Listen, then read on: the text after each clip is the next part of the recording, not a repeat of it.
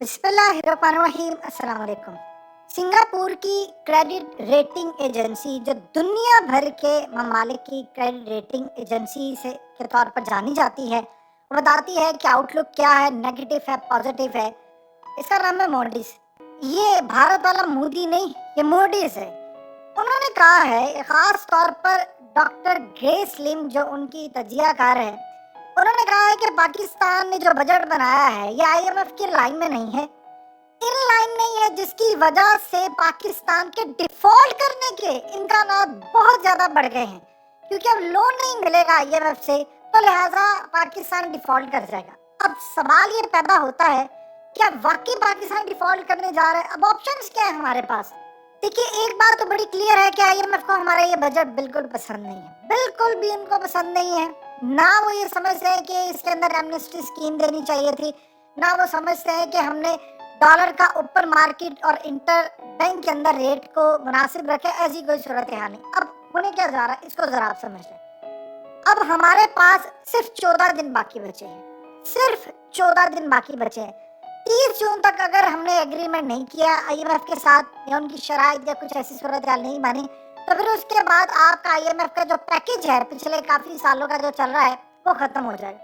फिर उसके बाद जो भी आपको पैकेज लेना है वो नया ही लेना है, और नए पैकेज की नई शराइत है, वो देता है नहीं देता, क्या मामला सामने आता है। सबसे बड़ा प्रॉब्लम ये है कि हमें एक साल में 24.6 अरब डॉलर का कर्ज अदा करना, वो हम कहाँ से करेंगे?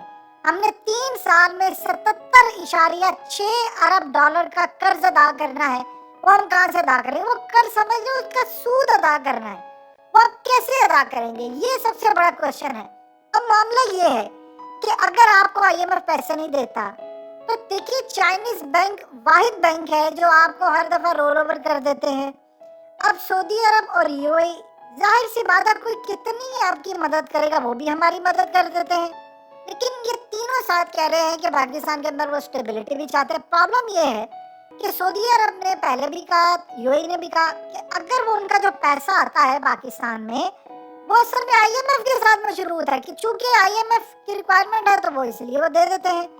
तो इस सारी सूरत हाल के अंदर वो रोल ओवर भी कर देते हैं। हम उनसे जो तेल लेते हैं वो हमें उधार पर भी मिल जाता है।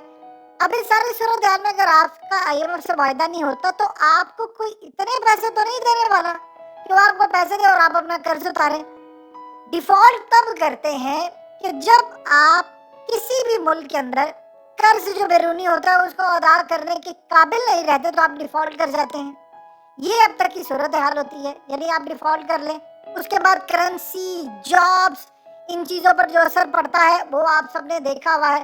फिर उसके बाद हालात क्या होते हैं कि हम अपने सर्जिकल इंस्ट्रूमेंट होते हैं वो इम्पोर्ट नहीं कर पाते, तेल की अदाइयों के लिए पैसे नहीं होते, हमारे पास करेंसी जो है वो आसमान पर चली जाती है, और बहुत सारी चीज़ें। सवाल ये है कि अब अगर हम आईएमएफ के पास नहीं जाते, तो हमारे पास ऑप्शन क्या है?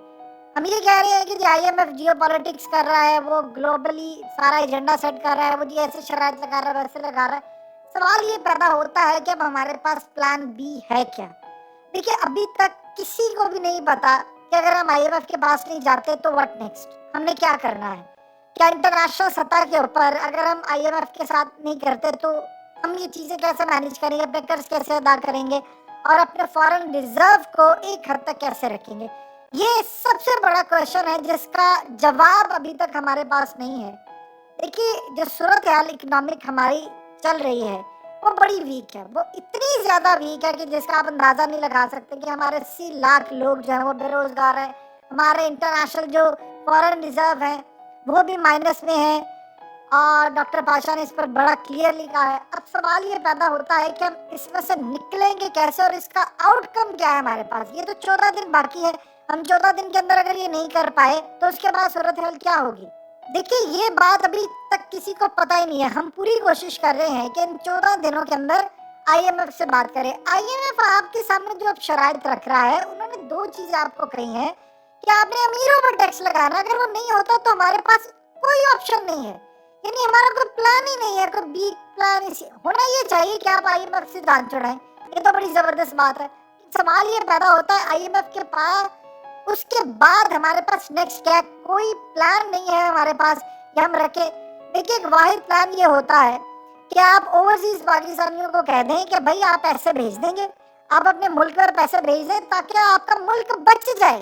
ये सूरत हाल होती है। अब इंटरनेशनल सतह पर देखिए कोई आपको पैसे देने को तैयार नहीं है, और सबसे बड़ी बात ये होती है इंटरनेशनल सतह पर आपको पैसे जब नहीं दिए जाते तो उसका बराह रास्त असर आपकी करेंसी पर पड़ता है। आपके देखिए IMF ने हमें एक सिंपल सी बात की, उन्होंने कहा आपने अपना इंटर बैंक और अपना ओपन जो रेट है उसको मेंटेन करना है, बैलेंस करना है उसको। सवाल ये पैदा होती है कि हम वो रेट नहीं ला सके। अभी भी इंटर बैंक का 286-87 है, जबकि ओपन मार्केट के अंदर आप देख ले रेट किस जानिब है। तो ये वो चीजें हैं जो असल में हमें बहुत ज्यादा नुकसान दे रही हैं।